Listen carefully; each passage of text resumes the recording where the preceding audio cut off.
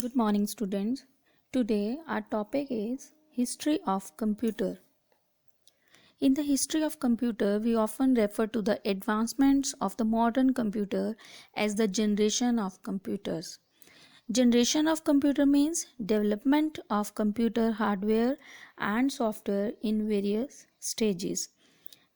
There are various important features of 5 generation of computer. History of computer में हम क्या read करेंगे, generation of computer, जिसमें क्या बताया गया है कि कैसे कैसे कंप्यूटर हार्डवेयर और सॉफ्टवेयर की डेवलपमेंट हुई डिफरेंट स्टेजेस में. So the first stage is first generation. This was from the period of 1945 to 1956. इनमें क्या था, इस पीरियड में जो 1945 टू 1956 में था, फर्स्ट जनरेशन में वैक्यूम ट्यूब्स यूज़ करते थे.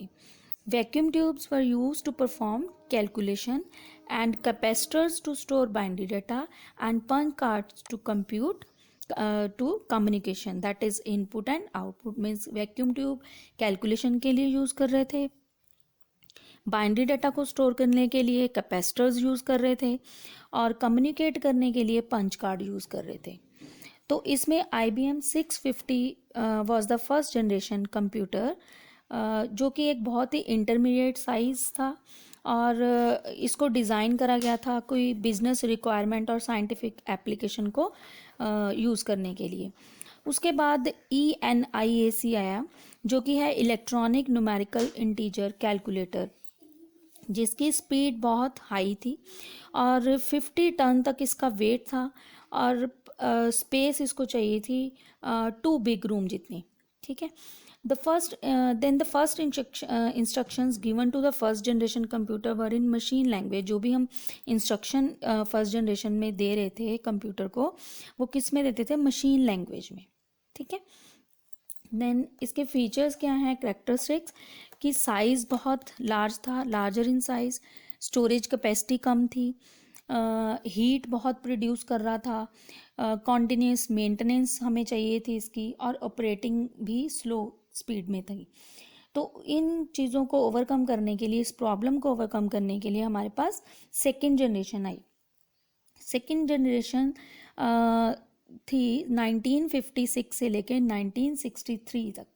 उसमें क्या है, वैक्यूम ट्यूब्स की जगह ट्रांजिस्टर्स यूज़ करने लगे. वैक्यूम ट्यूब्स की जगह क्या यूज़ कर रहे थे हम, ट्रांजिस्टर यूज़ करने लगे. The first generation computer used vacuum tubes which generated lot of heat, as we know, and were very unreliable. So in second generation, transistors were used in place of vacuum tubes. Transistors were much smaller than vacuum tubes. Then they consumed less power, generated less heat.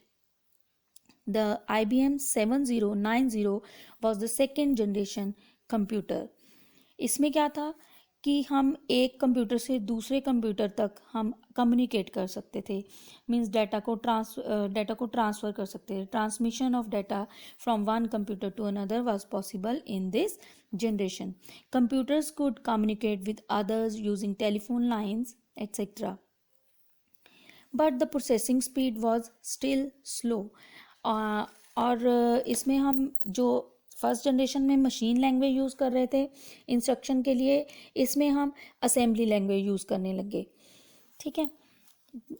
फिर है इसके characteristics second generation के. Higher capacity of internal storage, capacity increase हुई storage के लिए. फिर size इसका small हो गया. प्रोसेसिंग स्पीड इसकी फास्ट हो गई.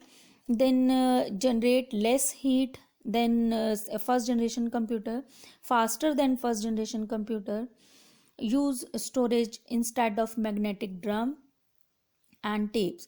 Then air condition was also required in the second generation. Then the next is third generation. Third generation computers developed during the period of 1964 to 1971. These computers different from the first and the second generation because new circuit elements like ICs means integrated chips were used in this generation. क्यों different था ये first और second generation से, क्योंकि हम इसमें integrated chips use करने लगे। अब इंटीग्रेटेड चिप्स क्या हैं? Integrated chip is a small device that can contain thousands of devices like transistors, resistances, and other circuit elements that make up a computer. Then, with the invention of ICs, it became possible to fit thousands of circuit element into a small region. Means इसमें हम thousands of circuit element को एक ही जगह पे fit कर सकते थे। ठीक है, तो इसके characteristics हैं smaller in size as compared to second generation computers, speed and reliability increase, next is multi programming facility, next reduce cost and use of high level language. First generation computer में कौन सी language use कर रहे थे हम? Machine language. Then second generation में assembly language, second में कौन सी? Assembly language. एंड थर्ड में हम कौन सी लैंग्वेज यूज कर रहे थे? High level language. ठीक है, then peripherals were used. Peripheral means input and output devices जो कि हम एक्स्ट्रा से अटैच्ड कर सकते हैं।